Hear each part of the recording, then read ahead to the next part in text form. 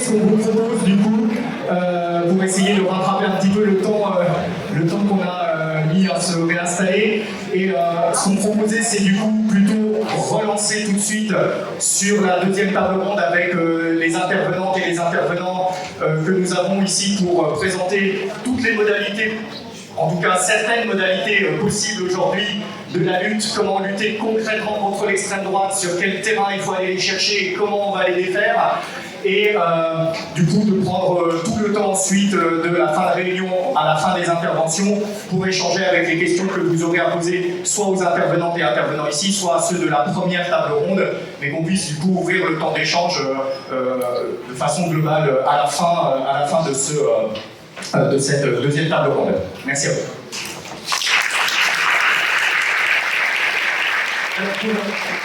Pour lancer donc cette deuxième table ronde, je vais laisser la parole à Christine Poupin, pour commencer, qui est donc porte-parole nationale du NPA, nouveau parti anticapitaliste, l'anticapitaliste, et qui va nous parler d'écologie et de féminisme, qui sont deux terrains sur lesquels effectivement il est crucial aujourd'hui et central de combattre l'extrême droite.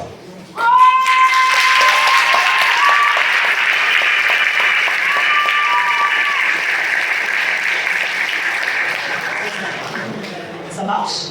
Ok. Merci. Donc, deux mots. Donc, je suis Christine Poupin, je suis une des porte-parole nationales du NPA, mais je suis aussi, je milite à Rouen. Alors, j'ai fait des photos de la salle, de la banderole, parce qu'à Rouen, on essaye de faire exactement la même chose que vous, mais avec retard. Et j'espère vraiment qu'il y aura partout, des nouveaux fronts populaires à la base qui vont se construire. En tout cas, c'est ce qu'on doit faire, c'est ce qu'on doit se souhaiter les uns les autres. Donc, merci de l'avoir fait. Et puis, quand on aura fait aussi bien que vous, je vous enverrai des photos. Voilà. Parce que c'est mieux comme ça. Je suis pas seulement porte-parole du NPA, parce que ça ne remplit pas la vie. Je suis militante féministe, je suis dans un groupe féministe dans ma ville, donc je milite à Rouen. Et je milite aussi contre un projet d'autoroute à l'est de Rouen. Donc c'est aussi un petit peu à partir de ça que j'ai envie de parler. Bon, il y a une évidence, donc dit, voilà, comment lutter contre l'extrême droite à partir plutôt de ces mobilisations écolo et des mobilisations féministes. Il y a une évidence, c'est qu'en face, ils nous détestent. Je ne sais pas si vous avez vu ce truc. Le soir de l'élection de Trump, il y a un mascu qui a repris, inversé notre slogan qui est notre corps, notre choix, et qui dit explicitement vos corps, nos choix. Voilà. Je pense que rien que ça donne envie de se battre, ça donne envie de descendre dans la rue. On pourrait dire la même chose, mais il a fait avant moi sur ce que l'extrême droite fait à l'écologie. Mais en même temps, il faut se rendre compte que l'extrême droite, ils sont un peu capables de dire tout, n'importe quoi, le reste est son contraire. Et donc, il y a toute une série de questions sur lesquelles ils vont chercher à semer le doute, à faire de la récupération, à faire de la confusion, à faire de l'instrumentalisation. Ah, vous avez vu ce qui s'est passé, et là encore, c'est terrible, c'est encore pire. C'est-à-dire quand ils viennent, mais vraiment nous prendre au cœur, nous prendre à l'estomac, nous prendre à tout ce qui nous motive dans nos luttes pour le renverser. Ces saloperies qu'ils ont fait autour du viol et du meurtre de Philippine. Ils en ont rien à foutre. Il y a des dizaines et des dizaines de femmes qui meurent par an, ils en ont strictement rien à foutre. Ah, si une fois ça peut permettre de développer du racisme et de baver toute leur haine, là ça les intéresse. Et puis on pourrait prendre plein d'exemples comme ça. Vous savez, ils vous parlent des paysages français, avec les trémolos, la pétain dans la joie sur la terre qui ne vont jamais, etc. Bon, ça c'est s'il s'agit de pas faire un truc contre les éoliennes, par exemple. Hein.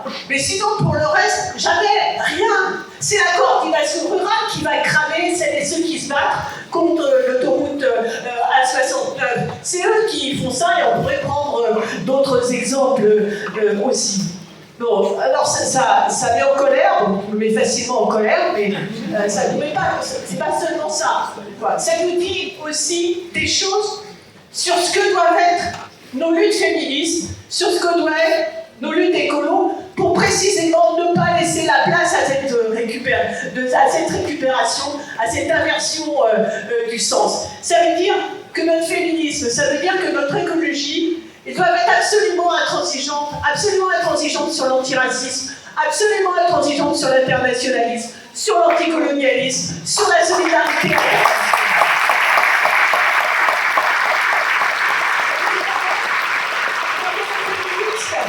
Quand on est écologiste, il n'y a pas d'étrangers sur cette terre. Et évidemment, on est pour la liberté de circulation et d'installation, et ça ne se négocie pas parce que quand la misère se répand partout, quand le dérèglement climatique est en train de foutre la merde partout et de condamner des millions et des millions de personnes au déplacement, oui, on a le droit de se déplacer pour vivre le droit de la place.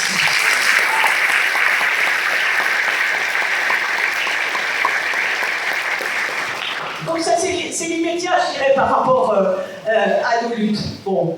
Si on regarde quand même, c'est vrai que bon, le rapport de force est un peu compliqué, qu'il faut essayer de comprendre pourquoi et comment l'extrême droite se propage, parce qu'on a ce problème-là en France, mais donc on dit avant moi, il y a quand même des millions et des millions de personnes d'opprimés, d'exploités, de dominés de par le monde, qui vivent sous la domination de gouvernements fascistes, post-fascistes, néo-fascistes, enfin on s'en fout, sous des gouvernements, oui, qu'on peut caractériser, d'autoritaires, de fascistes. Et ça concerne des millions et des millions de personnes à l'échelle du monde. Pas juste depuis que Trump vient d'être élu, mais ça se rajoute à des Poutine, à des Modi, à des Netanyahou, etc., à des Gulen, et la liste est beaucoup trop longue.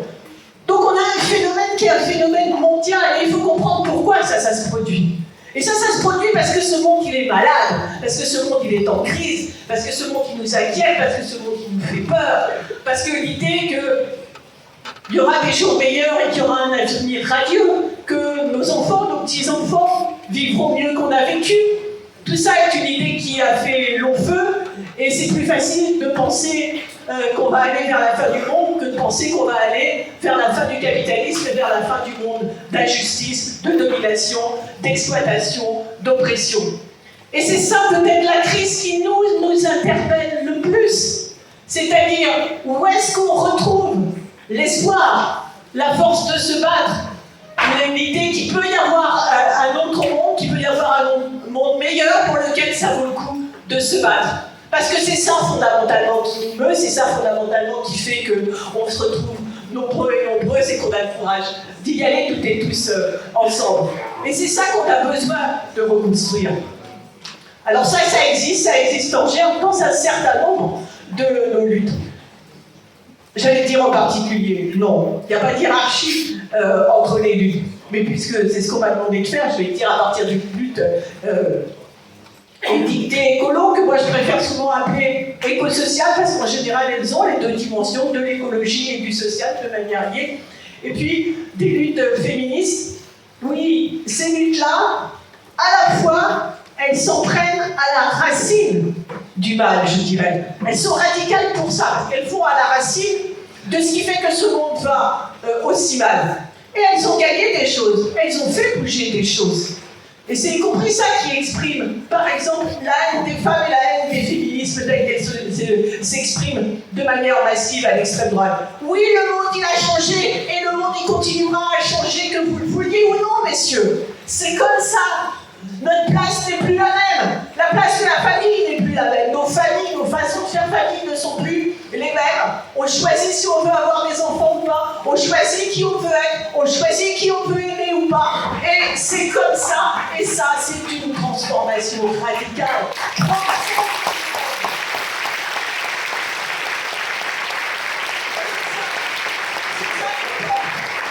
Alors oui, c'est facile de se dire « Ah, c'était mieux avant, quand au moins, d'accord, on était dans la merde. C'était dur, mais au moins il y avait un endroit où on était le chef, hein, on portait la culotte. » Mais ça, c'est fini. Alors, qui est les salopards qui s'adressent à ça? Parce que c'est à ça que s'est adressé Trump. C'est une chose, mais ça n'empêche pas que les choses, elles avancent, que MeToo, ça a fait changer profondément des choses, que des violences dont on n'osait même pas parler, qui ne franchissaient même pas la porte de nos lèvres, sont enfin une réalité. Que, y compris, on est en train de pouvoir interroger quelque chose qui était tabou, qui est le viol conjugal, de poser réellement la la question du consentement. Ça, c'est une transformation radicale de nos façons de vivre.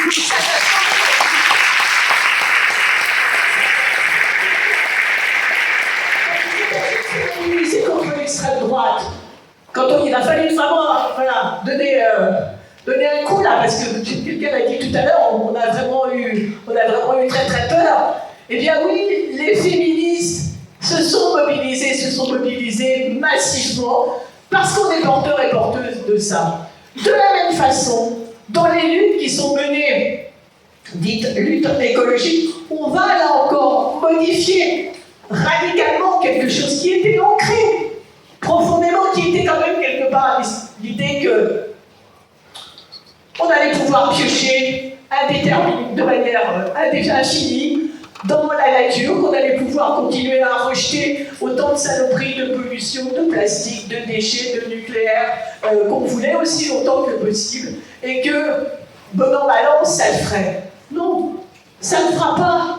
Il va falloir arrêter ça, mais en même temps qu'on dit ça, on dit on peut vivre mieux, on peut vivre autrement, en produisant moins, en transportant moins, en arrêtant avec les énergies fossiles et nucléaires, en vivant autrement des vies qui sont plus riches. Et c'est tout ça qui vit aussi concrètement dans nos mobilisations à chaque fois qu'on va se battre contre un projet écocide quelque part, à chaque fois qu'on met en œuvre une alternative, que ce soit les bagarres autour de la question des transports gratuits comme alternative à la voiture, que ce soit autour de la sécurité sociale de l'alimentation, proposer autrement la question de sortir de l'agro-industrie, de la malbouffe qui, et je le répète, dont les victimes sont toujours les plus pauvres. Parce que ceux qui reniflent les vapeurs et les particules fines des automobiles, c'est pas les plus riches, c'est les plus pauvres. Ceux qui mangent les nourritures qui rendent malades, c'est pas les plus riches, c'est les plus pauvres. Ceux qui sont à côté des usines qui polluent ou qui explosent ou qui créent des dégâts, c'est pas les plus riches, c'est toujours les plus pauvres. Donc ce combat-là, c'est pas un combat de riches, le combat de l'écologie, c'est un combat de pauvres, et c'est encore plus un combat de pauvres dans les pays du Sud. Donc notre écologie, c'est aussi celle-là.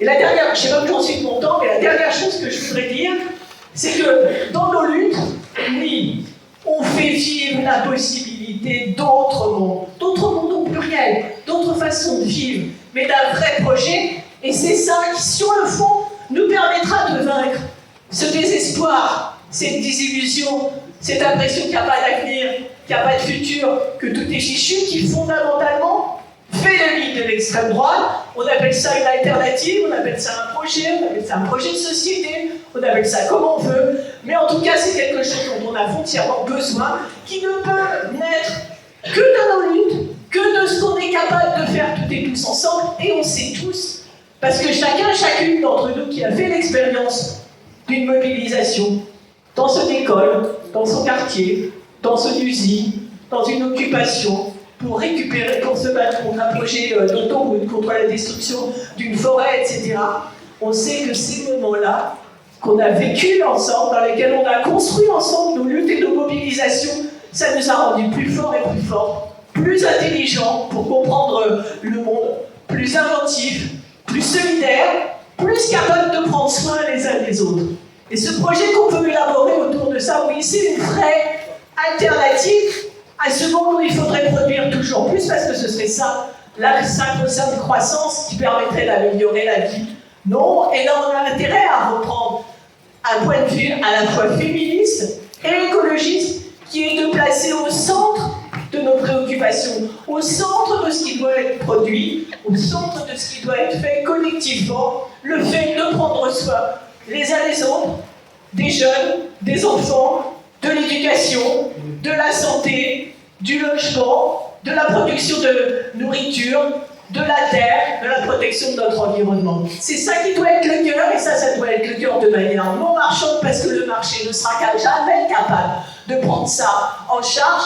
Donc oui, on veut des vrais communs. On les appelle services publics, on les appelle comme on veut, mais des choses qui ne marchent pas selon la logique de profit, mais qui marchent selon la logique de quoi on a besoin et comment ensemble, collectivement, on décide de quoi on a besoin. Et donc la question de la démocratie, la question de l'organisation, de l'auto-organisation, de l'auto gestion, de l'autogouvernement de nos villes, elles sont absolument centrales. Et c'est sur ce terrain-là qu'on vaincra tous les baratins de l'extrême droite, qui sont des faux mirages, qui nous parlent d'un monde qui n'existe plus, et en tout cas d'un monde qu'on ne désire pas, pour nos mondes à nous, qui sont des mondes désirables. Merci.